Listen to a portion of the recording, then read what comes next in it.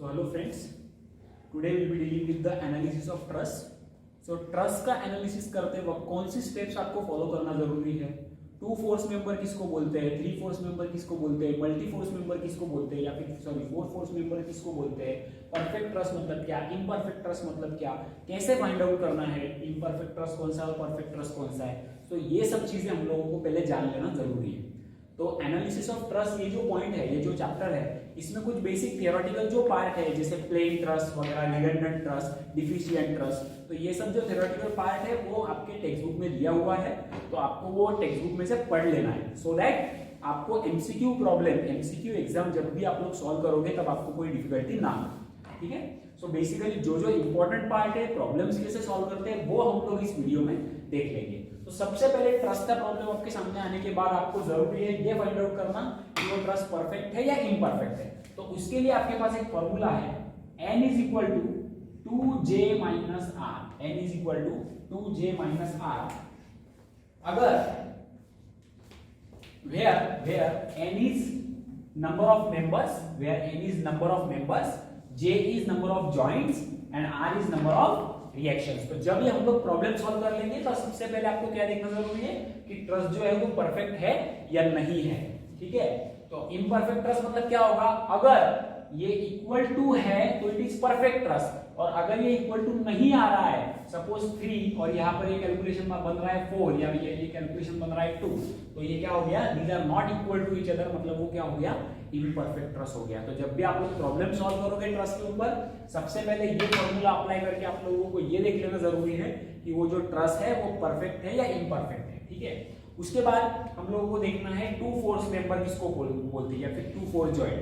तो ऐसा कोई जॉइंट जहां पे केवल दो ही फोर्स आ रहे हैं, ऐसा कोई जॉइंट जहां पे केवल दो ही फोर्स आ रहे हैं, जैसे कि हम लोग देख सकते हैं ये ऐसा जॉइंट है जहां पे ये F1, ये जॉइंट जहां पे F1 और F2 ये दो ही फोर्स है, वो कैसे किसी भी तरीके से हो सकते हैं, वो एक दूसरे के साथ कितना भी एंगल बना सकते हैं, एंगल का इसमें कोई लिमिटेशन नहीं है। लेकिन अगर वो दो ही फोर्स है तो वो दोनों फोर्स का वैल्यू होता है 0, वो दोनों फोर्स का वैल्यूएशन होता है 0।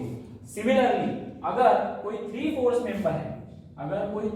मेंबर है, जिसमें से दो फोर्स एक दूसरे के साथ कोलिनियर है, अगर कोई जॉइंट में तीन फोर्सेस है जिसमें कोई भी दो फोर्स जो है वो कोलिनियर है, मान लीजिए F1 है, F2 है और F3 है, F1 F2 F3, जिसमें से F1 और F2 जो है वो कोलिनियर एक ही लाइन में से पास ऑन हो रहे हैं, तो F1 और F2 ये दोनों होते हैं इक्वल, जितना F1 रहेगा उतना ही F2 रहेगा, जितना F2 रहेगा उतना ही F1 रहेगा।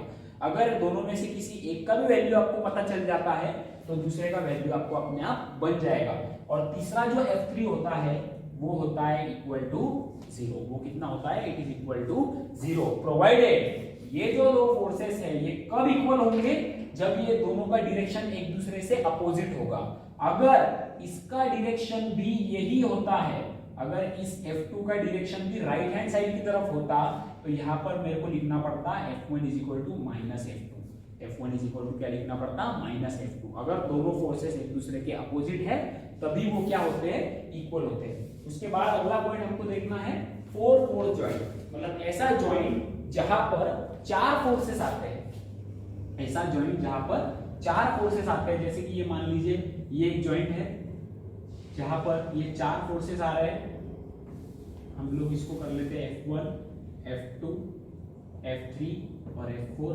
तो जैसे कि आप लोग मुझे इजीली बता सकते हो इस जॉइंट में क्या होगा, इस जॉइंट में क्या होगा, F1 is equal to F2 and F3 is equal to F4, क्योंकि ये दो कोलिनियर है और ये दो भी कोलिनियर है, और चारों के चारों फोर्स मतलब ये दोनों अपोजिट है एक दूसरे से और ये दोनों भी अपोजिट है, इसलिए क्या हो जाएंगे, इक्वल हो जाएंगे। मान लीजिए अगर ये फोर्स ऊपर होता, F3 का फोर्स अगर ऊपर होता तो मुझे क्या लिखना पड़ता था, F4 is equal to minus F3 या फिर F3 is equal to minus F4, दोनों का डायरेक्शन अगर सेम है तो one is equal to another sign of the other. ठीक है, अगर साइन एक ही है तो डायरेक्शन एक ही है तो ये कुछ चीजें आप लोगों को इसमें याद रखना बहुत जरूरी है। अभी हम लोग डायरेक्टली जाएंगे प्रॉब्लम की ओर। ट्रस्ट में भी आपको एक ही चीज पता होना बहुत जरूरी है कि कॉन्करेंट फोर्सेस, आपको शायद याद होगा हमने ऐसे जो प्रॉब्लम लिए थे कि एक वर्टिकल एक हॉरिजॉन्टल, ये एक फोर्स है, ये एक फोर्स है, ये एक फोर्स है, इसको जो हमारा एंगल था इसको हमने रिजॉल्व किया था और हमने बस कॉन्करेंट फोर्स सिस्टम था इसलिए हमने क्या यूज किया, summation fx equal to 0 and summation fy equal to 0। ये दो ही फोर्स हम लोग कॉन्करेंट सिस्टम में यूज करते हैं। अगर ये मेथड आपको पता है, ऐसा जॉइंट अगर आप लोग सॉल्व कर सकते हो तो आप लोग ट्रस्ट इजीली सॉल्व कर सकते हो। ठीक है, तो ये एक चीज में आपको याद रखना बहुत जरूरी है। तो अभी हम लोग डायरेक्टली प्रॉब्लम की ओर जाएंगे। So now let's see this numerical. ये न्यूमेरिकल हमको देखना है ट्रस्ट के ऊपर। जैसे कि ये फिगर, ये ट्रस्ट का जो फिगर है ये उन्होंने दे दिया है हम लोग को, और जो क्वेश्चन है वो है find the forces in all the members of the trust. ये जो पर्टिकुलर मेंबर्स है जैसे कि ए बी, ए सी, सी ई, ये सारे के सारे मेंबर्स में का आपको क्या निकालना है, find the forces in all the members of the trust, मतलब हर मेंबर में कितना फोर्स होगा ये आपको इस न्यूमेरिकल में कैलकुलेट करना है। ठीक है, by method of joints. Actually trust को सॉल्व करने के दो मेथड्स है, एक है मेथड ऑफ जॉइंट्स और एक है मेथड ऑफ सेक्शन। तो मेथड ऑफ जॉइंट्स में हम लोग क्या करते हैं, सबसे पहले तो आप स्टेप समझ लो कि स्टेप्स, पहला स्टेप होता है कि सबसे पहले वो ट्रस्ट का फ्री बॉडी डायग्राम आपको बनाना पड़ता है। सबसे पहले तो आपको ये चेक करना है कि वो ट्रस्ट परफेक्ट है या फिर इम्परफेक्ट है। ठीक है, तो इसके लिए आपको क्या करना है, n is equal to 2j minus r, वो कैसे करना है वो आपको बताना होगी। लेकिन सबसे पहला स्टेप उसके बाद क्या होगा, फ्री बॉडी डायग्राम बनाना। तो फ्री बॉडी डायग्राम में क्या करेंगे हम लोग, ये जो फिगर है ये जैसा है वैसा हम लोग बना लेंगे। सिर्फ यहाँ पर हिंज सपोर्ट है तो कितने रिएक्शन, 2 रिएक्शन, यहाँ पर रोलर सपोर्ट है तो कितना रिएक्शन, 1 रिएक्शन। ऐसे रिएक्शन बनवा करके हम लोग फ्री बॉडी डायग्राम कंप्लीट कर लेंगे। उसके बाद सेकंड स्टेप हम लोग यूज करेंगे summation of fx equal to 0, summation of fy equal to 0 और summation of moment equal to 0। आप बोलोगे कि सर आपने तो अभी नहीं बोला है कि मोमेंट नहीं, केवल ये दोनों ही, लेकिन वो नेक्स्ट स्टेप में करना है, जब आपका सिस्टम जो है वो कॉन्करेंट बन जाए तब यूज करना है। तो सबसे पहले समेशन fx इक्वल टू 0 पूरे ट्रस्ट के लिए, summation fx equal to 0, summation fy equal to 0, summation moment equal to 0। कब तक, जब तक ये जो आपके सपोर्ट रिएक्शंस है, जो आपने ये यहाँ पे 2 कंसीडर किया और ये यहाँ पे 1 कंसीडर किया है, वो नहीं मिलता तब तक आपको ये 3 इक्वेशन यूज करना है। उसके बाद आपको क्या करना है, ऐसा जॉइंट फाइंड आउट करना है जहां पे मैक्सिमम अननोन 2 हो, क्योंकि जॉइंट का फ्री बॉडी डायग्राम बनाते वक्त हमारा जो सिस्टम है वो बनने वाला है कॉन्करेंट फोर्स सिस्टम। वो कौन सा सिस्टम बनने वाला है, कॉन्करेंट फोर्स सिस्टम। तो जब वो कॉन्करेंट फोर्स सिस्टम बन जाएगा तब आपके पास केवल 2 ही इक्वेशन होंगे, जिससे आपको मैक्सिमम 2 ही अननोन मिलेंगे। तो इसलिए ऐसा जॉइंट फाइंड आउट करो जहां पर मैक्सिमम कितने अननोन है, 2 ही अननोन है। ऐसा जॉइंट फाइंड आउट करने के बाद वो जॉइंट का फ्री बॉडी डायग्राम आपको बनाना है, और summation fx equal to 0, summation fy equal to 0, ये दोनों जो इक्वेशंस है वो यूज करना है सो दैट वो अननोन फोर्सेस आपको मिल जाए। उसके बाद अगला जॉइंट आपको लेना है जिसमें 2 ही फोर्सेस अननोन है। मान लीजिए अभी ये जो फोर्स है, ये जो जॉइंट है, यहाँ पे BA, BC और BE, ये 3 अननोन है। लेकिन अगर आपने A जॉइंट से मान लीजिए A भी फाइंड आउट कर लिया तो B जॉइंट का जो B होगा वो इक्वल होगा, तो वो मिलेगा आपको ऑटोमेटिकली। तो B जॉइंट में कौन से फोर्सेस अननोन बचे, ये वाला और ये वाला, ये वाला और ये वाला। तो फिर से आपको B जॉइंट कंसीडर करके यही स्टेप क्या करना है, रिपीट करना है। ठीक है, जब हम लोग प्रॉब्लम देखेंगे तब आपको ये और क्लियर होगा। तो ये फिगर आप लोग सबसे पहले बना लीजिए और क्वेश्चन है find the forces in all the members of the trust. ठीक है, find the forces in all the members of the trust. Free body diagram बनाने के बाद पहला स्टेप चालू कीजिए, that the trust is perfect और नॉट। ठीक है,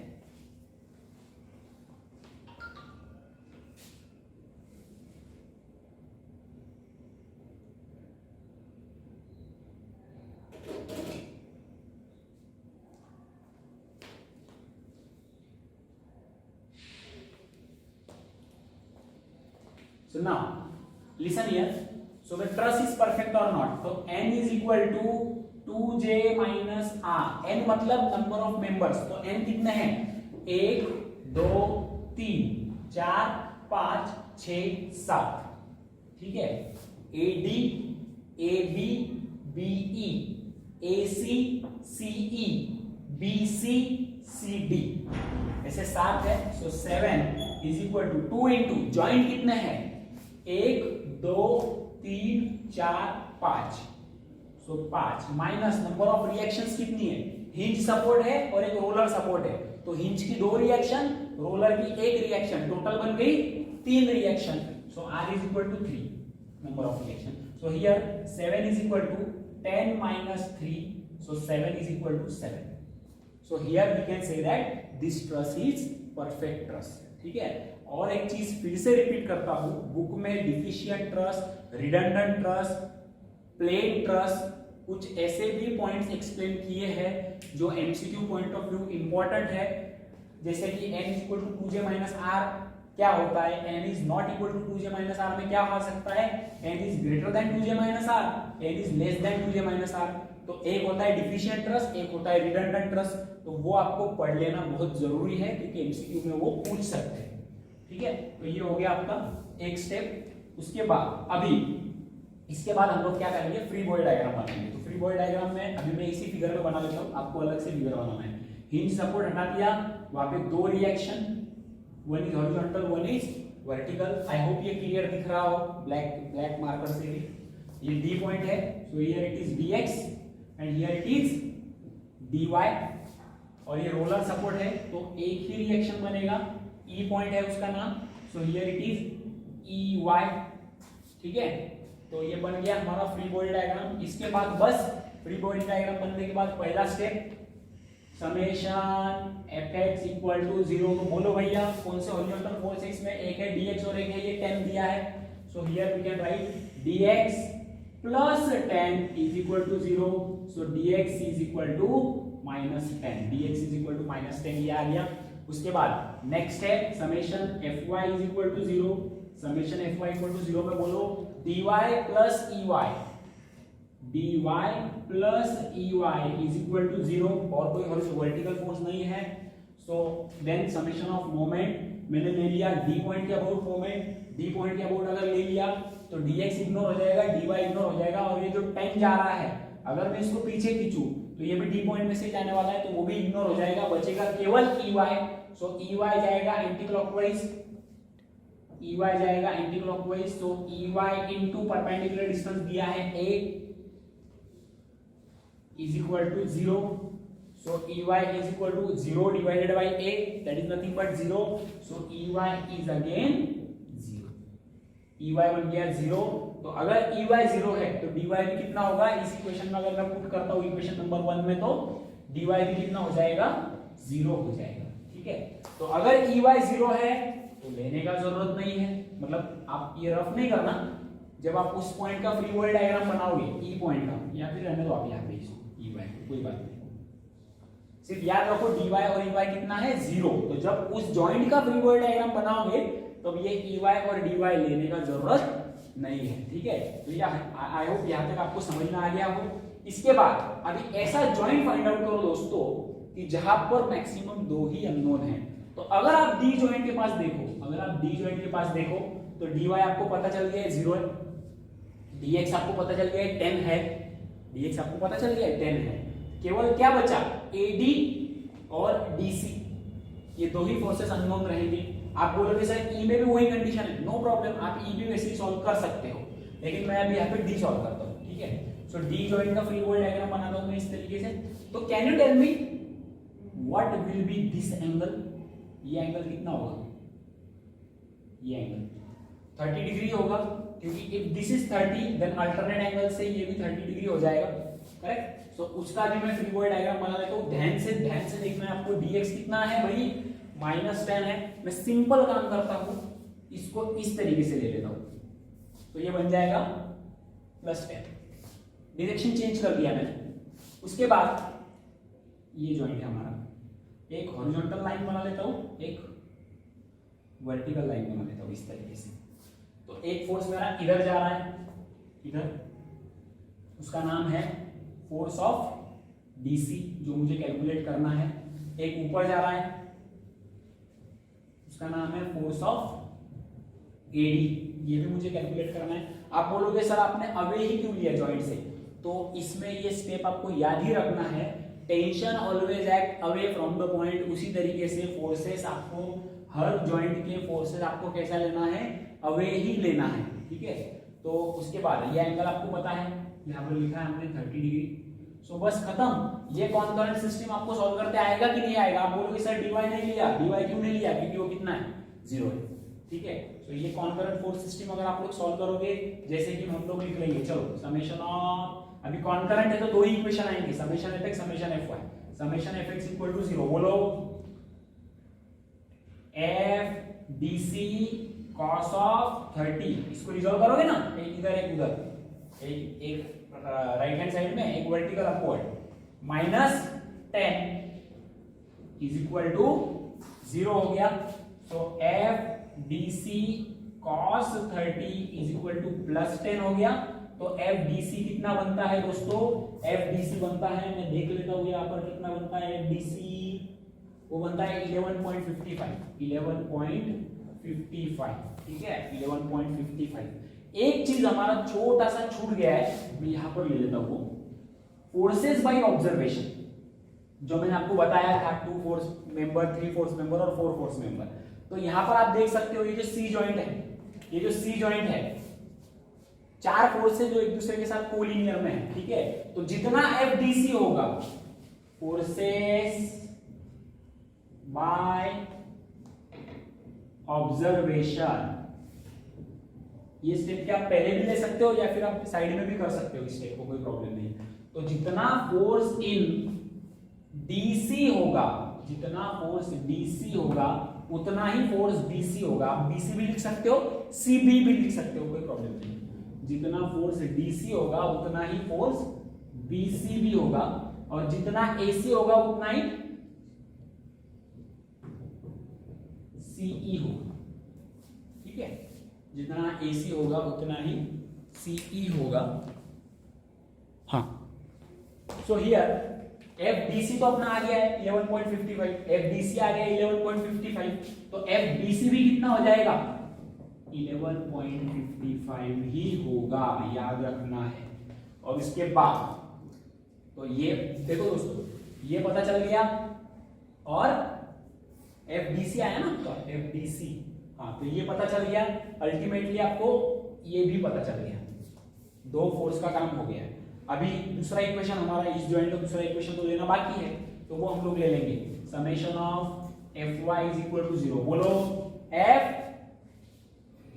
D A, F D A. और कोई वर्टिकल फोर्स है क्या, हाँ डीसी ये वाला, तो इसका वर्टिकल मेंबर ऊपर जाएगा, plus F D C sine of 30 is equal to 0। तो एफ डी सी तो आपने अभी भी कैलकुलेट किया 11.55, तो वो सब्स्टिट्यूट कर दीजिए, F D A plus 11.55 sine 30 is equal to 0। ये इक्वेशन उधर चला जाएगा तो बन जाएगा माइनस, और डी ए आता है -5.77, -5.77, ये आ गया है हमारा एफ डी ए। समझ रहे हो दोस्तों, एफ डी ए आ चुका है -5.77। उसके बाद नेक्स्ट स्टेप उनको कैलकुलेट करना है। उसके बाद नेक्स्ट स्टेप हम लोगों को कैलकुलेट करना है, वो उसके लिए हमको नया जॉइंट लेना पड़ेगा। तो अभी देखिए, अगर मैं ए जॉइंट कंसीडर करता हूं तो एफ डी आ गया है मेरे पास -5.77, एफ ए सी अननोन रहेगा और एफ ए बी अननोन रहेगा। मतलब ए जॉइंट में भी फिर से कितने अननोन है, 2 ही अननोन है। तो उसके बाद मैं ए जॉइंट कंसीडर कर सकता हूं।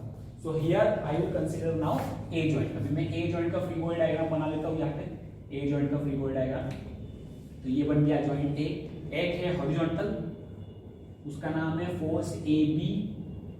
एक है ये ए सी, इंक्लाइंड है थोड़ा सा, फोर्स इन ए सी। और एक है नीचे वाला force in A D, A D या डी ए, जो हमारा -5.77 आया है। याद रखो दोस्तों, याद रखो, डी आपका -5.77 आया है, तो इधर लेते वक्त -5.77 ही लेना है। along with the साइन लेना है वो। जब जॉइंट आप लोग सॉल्व करो तो उस जॉइंट का जो फोर्स आपका कैलकुलेट होता है अगले जॉइंट में यूज करते वक्त उसको साइन के साथ ही लेना है। यहाँ पे DA माइनस 5.77 आया तो यहाँ पे भी मैंने उसको, अभी इसका डायरेक्शन ऊपर था डी जॉइंट के टाइम पे, इसका डायरेक्शन नीचे है, फिर भी साइन के साथ ही लेना है। क्यों? क्योंकि जब ये नीचे जा रहा है, तो whenever I will be calculating summation of fy equal to 0 at that time वो नीचे जा रहा है, इसलिए वो ऑटोमेटिक क्या हो जाएगा, माइनस हो जाएगा, मतलब डायरेक्शन ऑटोमेटिक चेंज हो जाएगा। ठीक है, डायरेक्शन क्या हो जाएगा, ऑटोमेटिकली चेंज हो जाएगा। तो इसलिए इसको लेते वक्त along with the minus sign ही आपको लेना है। सो हियर नाउ ये हमारा फ्री बॉडी डायग्राम तैयार हो गया। इसका एंगल आप लोगों को ये पता है, ये एंगल कितना होगा, ये वाला जो दिया है उन्होंने डायरेक्टली 30 डिग्री, करेक्ट है। सो हियर ये फ्री बॉडी डायग्राम तैयार होने के बाद हम लोगों को क्या करना है, फिर से वही हमारे steps, summation fx equal to 0 and summation of fy equal to 0। So here